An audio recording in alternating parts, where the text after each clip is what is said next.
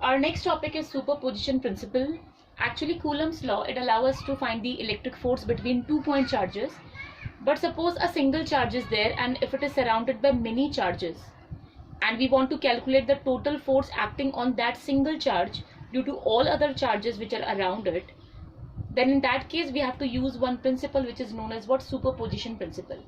Like here I have considered one charge Q0 and it is surrounded by many charges like Q1, Q2, Q3, Q4, Q5, Q6, and in general I have written what? Qn. If n number of charges are there, now they will exert some force on Q0.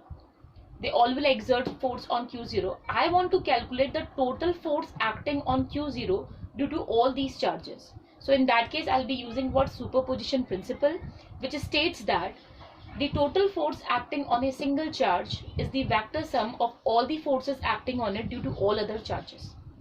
So let's discuss it in detail now. Now we know this thing, each charge will interact with Q0. Each charge will exert some force on Q0. So what I've written over here, F01. Now what is the meaning of F01? F01 denotes what? Force on Q0 due to Q1. What will be F02? Force on Q0 due to Q2. What is F03? Force on Q0 due to Q3. And in general, if I want to write for F0n, so what will be F0n? Force on Q0 due to Qn. So everywhere we have considered what? Q0, because what we want to calculate the total force acting on Q0. So I think this is clear.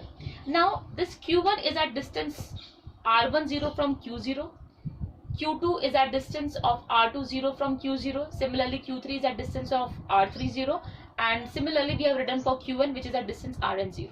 Now R10 cap, we know this thing, cap denotes what? Unit vector. So R10 cap is a unit vector whose direction is from Q1 to Q0. In this direction, I have made an arrow over here which denotes what? The direction of this unit vector R10 cap, and it is from Q1 to Q0. Similarly, what is R20 cap? A unit vector whose direction is from Q2 to Q0. R30 cap is another unit vector whose direction is from Q3 to Q0, and similarly we have written it for Rn0 cap, its direction is from Qn to Q0. So I think this is clear. Now the thing is that what I want to write, the force acting on Q0 due to Q1, and we know this thing, it is denoted by F01, we have already discussed. According to Coulomb's law, we know this thing, F01 could be written as 1 upon 4 pi epsilon naught Q0 Q1, because we are talking about these two charges Q1 and Q0. So Q1 and Q0 upon R10 square, because what is the distance between them? R10. And to denote its direction, I have to use a unit vector. So which unit vector will come? R10 cap. Because the thing is that if I will show here that what is the direction of F01, we are talking about Q1 and Q0. So the force on Q0 due to Q1 will be F01 and its direction will be this.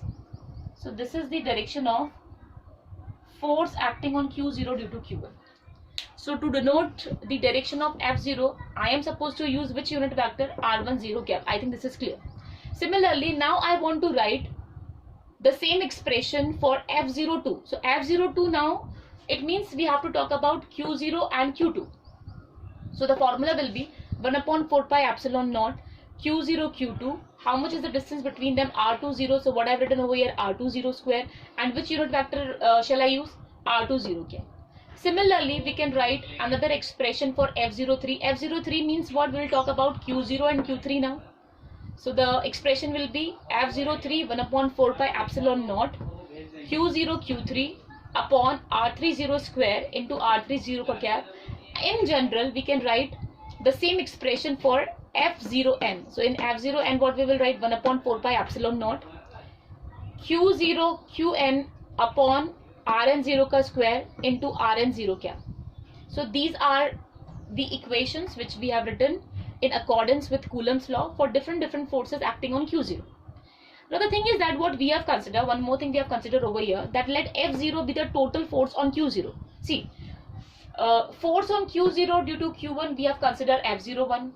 Force on Q0 due to Q2 we have considered F02. Similarly, force on Q0 due to Q3 we have considered F03, and due to Qn charge we have considered what? F0n.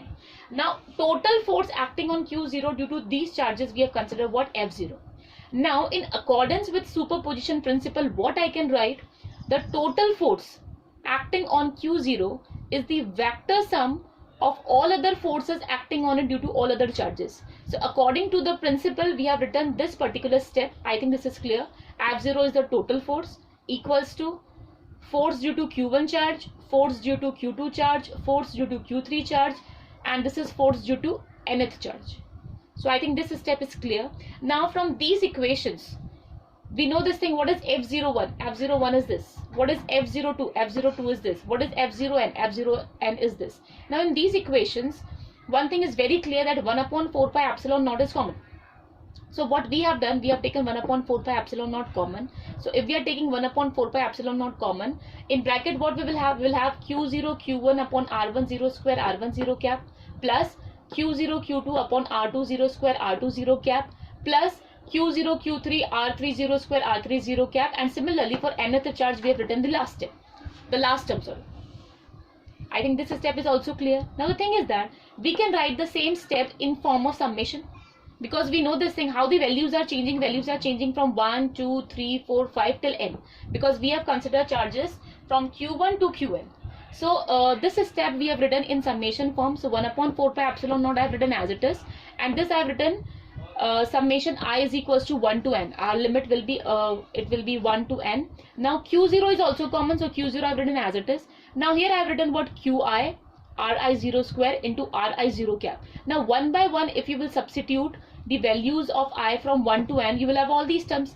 Like here, initially if you will substitute I is equals to 1, you will have this term. Then in place of I, if you will substitute 2, you will have this term.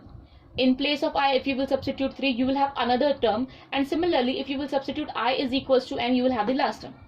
So I think this step is also clear.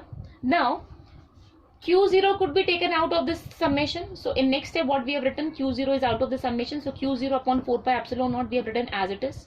Now Qi upon Ri0 square also as it is, but change is there. This is a unit vector. We know this thing, a unit vector could be written as vector upon magnitude.